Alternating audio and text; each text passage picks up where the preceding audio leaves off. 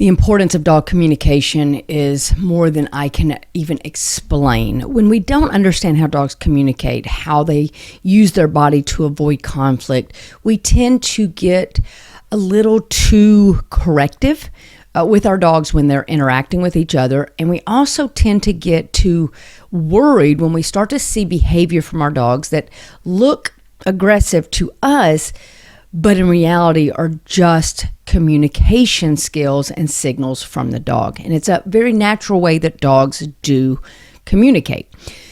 Regardless of how dogs are playing, it's all about mutual respect, making sure that they are taking turns, making sure that one is not trying to dominate the play. This is where we have to make sure we're supporting our dog and letting them know that we will back them up if they are involved with a playmate who is not necessarily being as respectful as they need to be, not being aggressive, but just not being respectful. We need to be able to go in and interrupt that. A lot of times dogs look like they're playing when they're really just interacting for survival purposes, meaning that if they stop playing and they try to give the right signals, they feel like it's going to be disrespected and it's just going to create more aggressive behavior. Now, the reason I put aggressive behavior in quotes is because dogs are not typically trying to be aggressive. What we want to talk about is behavior such as growling, snarling, snapping, biting. These are aggressive behaviors. However, they're not intended for real harm. It's a natural part of the way dogs communicate. If we don't understand that, then we are going to inadvertently create some behavior issues with interaction with other dogs that are going to create some behavior concerns with our own dog, like anxiety or stress, inability to play and interact with their own species, or even having problems with inter-pack aggression where dogs that live together are having issues. So it's really critical and crucial that you learn as the pet owner how dogs communicate using body language to avoid conflict. And it's your responsibility to support your dog during these interactions. That if you see a dog being disrespectful to your dog, you need to come in and be that support, whether it's getting your dog out of a situation or interrupting the other dog. So we have Doc the yellow lab, who is intact, and then we have my Rottweiler Willow, and there's Ozzy, her best friend. So Willow and Doc are meeting for the first time, and you can see that from the just general eye that it looks like they are playing and having a good time. But if you really watch, Willow isn't confident in playing with him because he's wanting to mount her. So instead of just playing a chase game, she's running a little bit, turning around and looking. This is where we have to be sure that we are supporting our dog. If they have a dog who is trying to play in a way that's disrespectful, it is our job to step in and interrupt that. I'm going to show you a quick clip of me doing that, but it's not the best video footage. I do have some more of those online, but it's important that we support our dog in helping them navigate situations like this. Doc, that's enough. Or getting pulled down by someone on a football team. Yeah. Blindside block. Doc, that's enough. Oh, I know.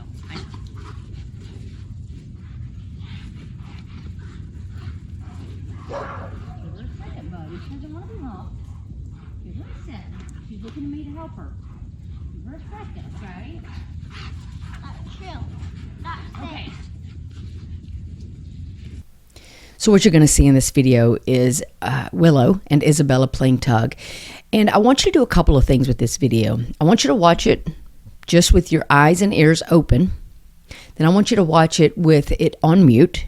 And then I want you to watch it, or I should say listen to it, with your eyes closed. And I want you to recognize within yourself what each scene is making you feel. If you start to feel a little anxious or nervous at a certain time, then that is telling you that you need to learn more about dog communication so that you are comfortable in how your dog interacts with other dogs. If we're not comfortable, we will inadvertently create behavior concerns with interaction because we're correcting the wrong thing. We may punish our dog or correct our dog for something that is very natural and normal for the way that they communicate. you'll see in this video with them that they are playing. Yes, it's loud. Yes, it looks aggressive. But throughout the interaction, they're being very respectful and they are playing off of each other. So loose bodies, wiggly bodies, nothing is statuesque. It's all very fluid, and that's what you want to look for, that fluidity of movement between each other.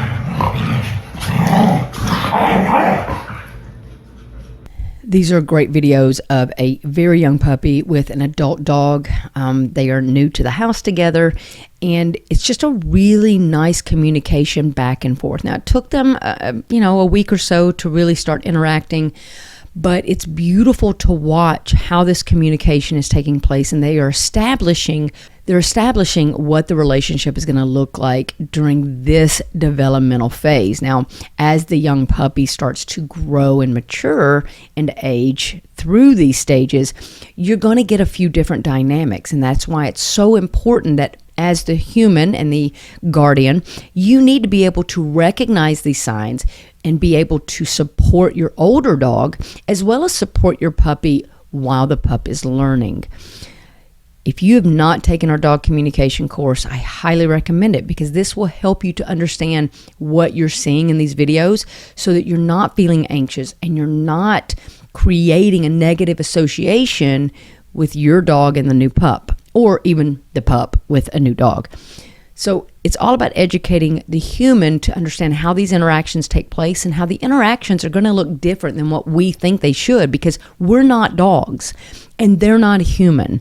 They play a certain way, they interact a certain way, and they communicate a certain way. You need to educate yourself on that so that you can be a supportive base to your dogs instead of just correcting those behaviors that you don't understand.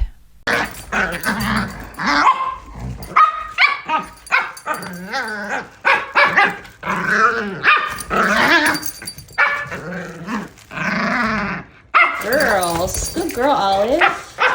Oh, good girl. Good girl.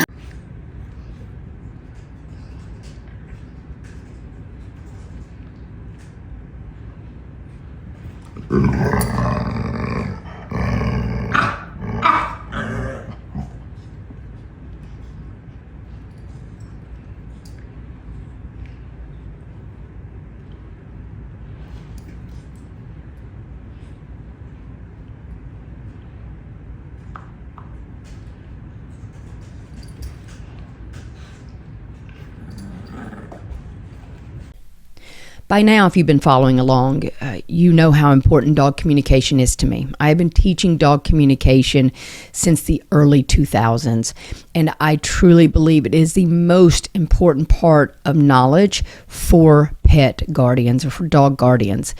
Understanding how dogs communicate to avoid conflict using body language is crucial. It's crucial to developing a relationship with your dog, a trusting relationship with your dog, and being able to support your dog through interactions with other dogs as well as with humans. Dogs use the same type of communication with humans as they do with dogs. So if we misinterpret it and we tend to correct it, then we are basically telling our dogs that the way that they naturally communicate is not appropriate, leaving them with no other option. This is why we get anxiety, stress, and end up with some trauma behavior responses. So we're really wanting to avoid all that. And honestly, if you learn dog communication, then you are going to avoid a lot of the behavior concerns that I get calls about, because so many times your reactivity, your fear aggression, your fear behavior comes from their signals of communication have been ignored, disrespected, and even corrected. And it leaves them with no other option than to be reactive. Educate yourself on dog communication so that you can support your dog wholeheartedly and truly understand who they are as an individual and as a species. You can check out our dog communication course online. I'm giving you a little discount code for that course because I truly think it is the most important bit of information you need to have. So right now, 50% off for the month of February. Get it, watch it, share it with your friends. I don't care. Share it because I believe it is the most important part of any level of education that you need to have about your dog.